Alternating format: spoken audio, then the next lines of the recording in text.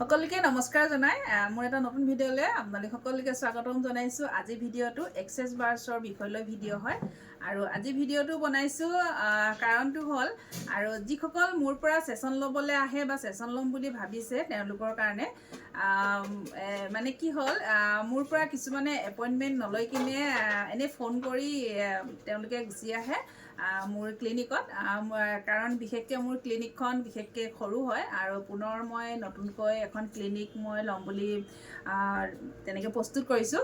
আৰু কি কাৰণে ভিডিঅ'টো বনোৱা হ'ল মানে কি আমি যেতিয়া এপইণ্টমেণ্ট লওঁ 1 নম্বৰ 2 নম্বৰ 3 নম্বৰ কৰি তেনেকৈ তেওঁলোকক টাইম দিয়া হয়। যেনেকৈ এদিনত মোৰ 5জন 6জন 7জন একদম মিনিমাম মই পাৰোঁ 7জনলৈকে, 7জনতকৈ বেছি নোৱাৰোঁ কাৰণ সময় নিমিলে, তাৰ লগতে মোৰ দেহাৰো কথা আছে, নিজৰো কথা আছে।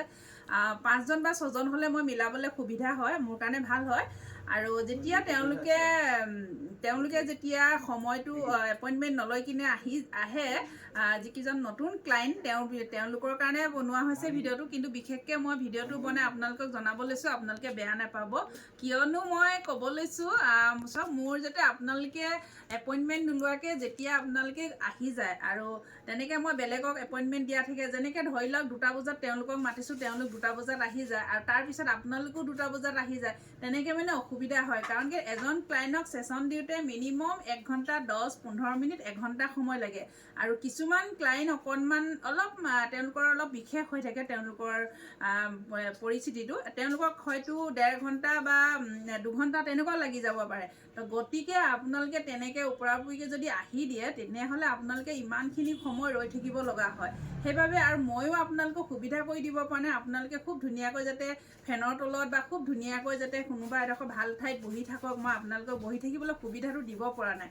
গতিকে সেইকাৰণে মই এই ভিডিঅ'টো আপোনালোকৰ কাৰণে প্ৰস্তুত কৰিছোঁ। আপোনালোকে এপইণ্টমেণ্ট লৈ কিনে আহিব, তেতিয়া আপোনালোকক সময়টো এজনৰ পিছত এজন মানে ভাগকৈ আপুনি তেনেকৈ আপোনালোকক সময়টো দিয়া হ'ব। তেনেকৈ মানে চিৰিয়েলকৈ আপোনালোকে আহিলে তাৰমানে আপোনালোকে খুব ধুনীয়াকৈ টাইম মেইনটেইন কৰি আপোনালোকে ছেশ্যনটো ল'ব পাৰিব। আৰু নহ'লে আমাৰ এতিয়া মোৰ 4-5 দিন হ'ল, খুব বেয়া লাগিছে। বেয়ানো কিয় লাগিছে, তেওঁলোক বহুত কষ্টৰে আহিছে, ইমান দূৰৰ পৰা আহে, মাকুমটিলা, জাগুন, ডিব্ৰুগড়, বহুত দূৰৰ আপোনালোকে মোৰ আপডেটবিলাক পাই আছে। মই সেইদিনাখন মাকুমটিলাৰ পৰা আহিছে, মাকুমৰ পৰা আহিছে, তেওঁলোক ইমান দূৰৰ পৰা আহিছে, আহি তেওঁলোক 3 ঘণ্টা 2.5 ঘণ্টা একদম 3.5 ঘণ্টা ৰৈ আছে। মানে সেই বস্তুটো মই বেয়া পাইছোঁ, মোৰ বেয়া পাইছোঁ মই মনত দুখ পাইছোঁ যে তেওঁলোকক মই সুবিধা দিব পৰা নাই। ধুনীয়াকৈ বহি ফেনৰ তলত ধুনীয়াকৈ বহি তেওঁলোক খুব ধুনীয়া আৰামত যাতে ৱেইট কৰিব পাৰে, সেইকাৰণে মোৰ অকণ বেয়া লাগিছে। সেইকাৰণে আপোনালোকে আহিলে এনেকৈ ওপৰতে আহি নিদিব, ধুনীয়াকৈ এপইণ্টমেণ্ট ল'ব। আৰু স্ক্ৰীণত নাম্বাৰটো দিয়া আছে, মই নাম্বাৰটো আকৌ কৈ দিছোঁ 8724073547। মই যেতিয়া ছেশ্যন দি থাকোঁ আৰু মোৰ এনেকৈ মোৰ আছে ছোৱালী, তেওঁলোকে ৰিচিভ কৰিব ফোনটো, তেওঁলোকে টাইমটো আপোনালোকক জনাই দিব। বিশেষকৈ আপোনালোকে এবাৰ আহিলে আপোনালোকে ফোন কৰি কিনে আহিব, তেনেকৈ আপোনালোকক সময়টো দিয়া হ'ব। তেনেকৈ ফোন নকৰাকৈ আপোনালোকে নাহিব। হয়তো আপোনালোকে বেলেগ এটা নম্বৰত ফোন কৰি দিয়ে, মই ৰিচিভ নকৰোঁ, কাৰণ কেলৈ মই ৰিচিভ কৰিব নোৱাৰোঁ। যেতিয়া মই ছেশ্যন দি থাকোঁ আৰু বিশেষকৈ যেতিয়া মোৰ 6জন-7জন থাকে, বিশেষকৈ একদম 10 মিনিট সময় মই ৰেষ্ট ল'বলৈ নাপাওঁ। আৰু যিসকল আহিছে তেওঁলোকে নিশ্চয় দেখিছে, কাৰণ কিয় সময় মেনেজ কৰিব লাগে মোৰ, সেই গতিকে আৰু সেইটোকে জনাইছোঁ। মোৰ বিশেষকৈ বেছি বেয়া লাগিছে, আপোনালোকক মই ধুনীয়াকৈ বহিবলৈ এডোখৰ ঠাই দিব পৰা নাই। আপোনালোকে ভুল নুবুজিব, সেইটো কাৰণে মই অকণ মনত দুখ পাইছোঁ। আজি 4-5 দিনৰ পৰা তেনেকৈ অকণমান ওপৰা-ওপৰি হৈ গৈছে, আপোনালোকে বহুত সময় ৱেইট কৰিব লগা হয়, ইজনে কয় মোক দিয়ক, সিজনে কয় মোক দিয়ক, সেনেকৈ মোৰ অকণমান প্ৰব্লেম হৈ যায়।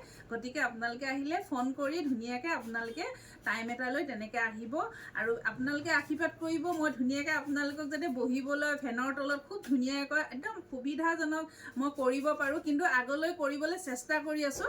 আপোনালোকে ধুনীয়াকৈ বহি আৰামত আপোনালোকে আহি ধুনীয়াকৈ বহি আপোনালোকে ৱেইট কৰিব পাৰিব, ধুনীয়াকৈ চাহ-তাহ খাই ধুনীয়াকৈ বহিব পাৰিব।